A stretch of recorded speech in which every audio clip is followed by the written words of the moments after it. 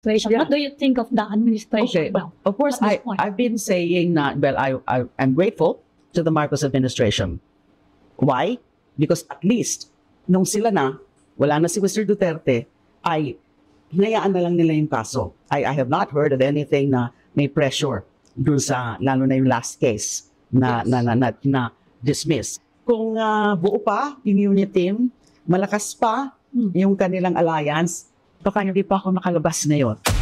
I did not react. Yeah, okay. I just thought, I was thinking, kanino kayang idea to? Oo nga. Landi ni Madam. Kinikilig si Madam. No. And then I was also thinking, baka sinadya na magkatabi kami. So yun, and then dumating nga siya, pero hindi kami nagpapansinan. I didn't say anything to you. No, he didn't say anything to me, and he was hardly looking at me. Silip-silip lang, I think, kung hindi ako nakatingin, sabi nila. Ako rin, pasilip-silip lang akong pag-ilan lang ako. Nakikita nga namin. Pasilip-silip? Merong ganon, Madam? Ah?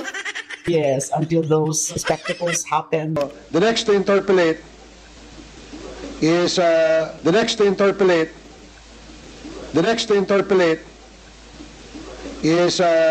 Congressman. Ganon niya sa akin, and then yung he was attempting to throw the microphone kay Senator Sani Trillanes. That it be signed today instead of tomorrow. Will you be fine with that, Mr. President? Anong kapalit, sir? Hindi. Sampalin ko siya sa publiko. Hindi, wala naman. Hindi, ngayon na. Wala pong ganunan. Mr. Chairman. I'll give you, sampalin ko sa Mr. Chairman. session suspended. Session suspended. Kaya...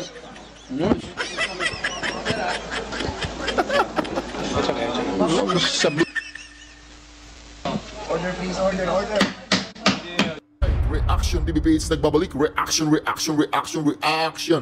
Napakaganda po ng pag-uusapan natin ngayon. Huwag na po nating patagalin. Laila de Lima, bumaligtad na rin. Napakalupit po ng nag-leak. Meron po tayong tumulong-tumagas na video. Anyway, mga ka-reaction, bago natin simulan, si Laila de Lima, ha? Huwag po ninyong kalimutang mag-subscribe. Lahat po mga nakasubscribe na, maraming salamat sa inyong lahat. At sa mga hindi pa nakasubscribe, mag-subscribe na po kayo. Laila de Lima, naku po, ito po yung latest na video na nag-leak sa kanya. Panoorin po natin. Yung unit team, malakas pa yung kanilang alliance, baka hindi pa ako nakalabas ngayon. Duterte! Marcos Jr. It's now a choice between these two camps. Pag pinatay ako, patayin mo si BBM, si Lisa Araneta, at si Martin Romualdez. No joke. Ang ganyang kriminal na pagtatangka ay hindi dapat pinapalampas. Yan ay aking papalagan.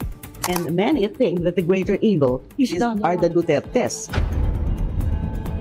Kaya, ang mga police, yung mga death squads na yan, hindi sila yung mag-judge kung guilty or not. Yung mga suspect, hihintayin nyo pa ba na may mabibiktima sa pamilya nyo na ganun din?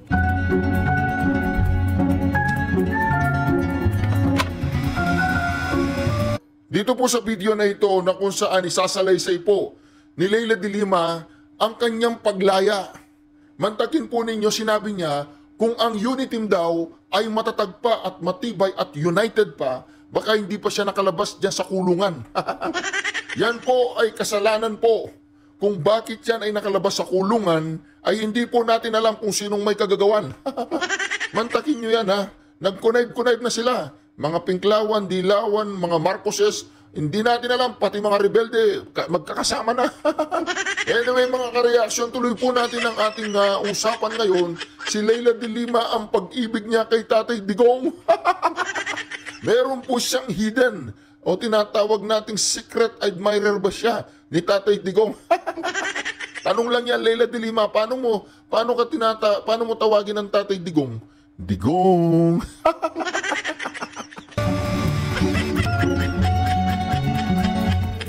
From newsroom to screen, the Philippine Star continues to deliver stories that matter. Welcome to Truth on the Line, the Philippine Star's pioneer news and current affairs show. I am Ami Pamintuan, Editor-in-Chief of the Philippine Star. Joining us here today is former Senator Laila de Lima. Good morning, Madam Senator Saba. De Lima. Welcome to the Philippine Star. Good morning, Anna Marie. And well, it's my first time here at Philippine Yes, Star, yes. so I'm looking forward to this interview actually. Lalo nang I learned that this is a relatively new show of yours. Yes. Congratulations for this new You're the show. first in-person guest. Oh, I see. Tatanungin ko, because yung pinaka-latest ninyong event was being the seatmate of Rodrigo Duterte. Oo nga. Nauna akong dumating doon. I came ahead of him. And I saw nga our nameplates being side by side. Hindi mo pinalipat? No, I didn't say anything. I did not react. Yeah, okay. But I just thought, I was thinking, kanino kayang idea to? Oo nga. Landi ni Madam. Kinikilig si Madam. No. And then I was also thinking, baka sinadya Sinadya. na magkatabi kami. So yun, and then dumating nga siya, pero hindi kami nagpapansinan. I didn't say anything to you. No, he didn't say anything to me, and he was hardly looking at me. Pasilip-silip lang, I think, kung hindi ako nakatingin, sabi nila, ako rin, pasilip-silip lang akong pag-iwan lang ako. Nakikita ka namin. Pasilip-silip? Merong ganon, Madam? Yes, until those spectacles happened. The next to interpolate is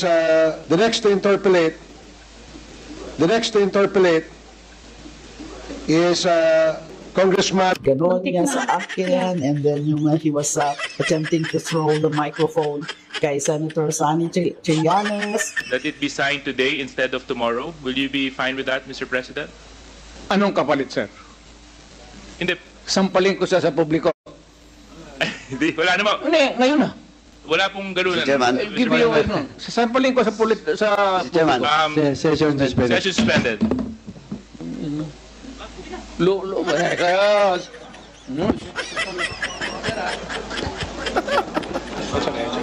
Sabi...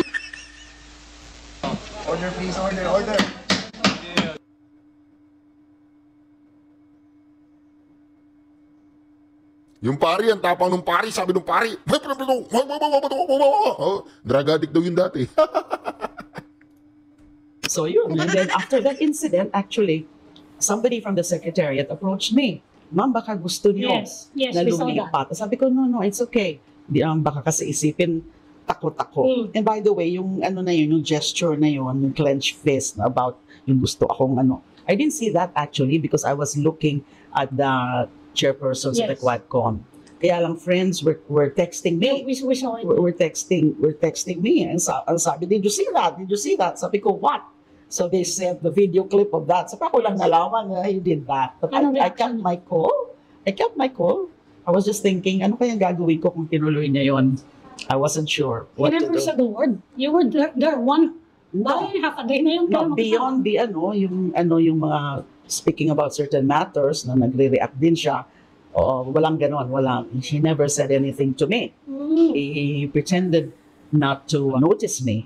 I'm asking about Duterte, of course, because we all know na siya ang dahilan for you spending 6 years. Almost 7 years. Almost 7 years. Yes. In jail. What was the experience like? Oh, it was of course difficult. It's difficult to be detained or to be jailed, especially if you're innocent. But I had to really endure it. I was very conscious of the reasons why they did that to me. First, that they wanted to silence me because of my open and fiery criticism of the drug war killings. I initiated the Senate investigation only to be ousted by the majority of my colleagues in the Senate after holding just 3 hearings and after I presented Edgar Matobato. Yun, inalis na ako by the majority.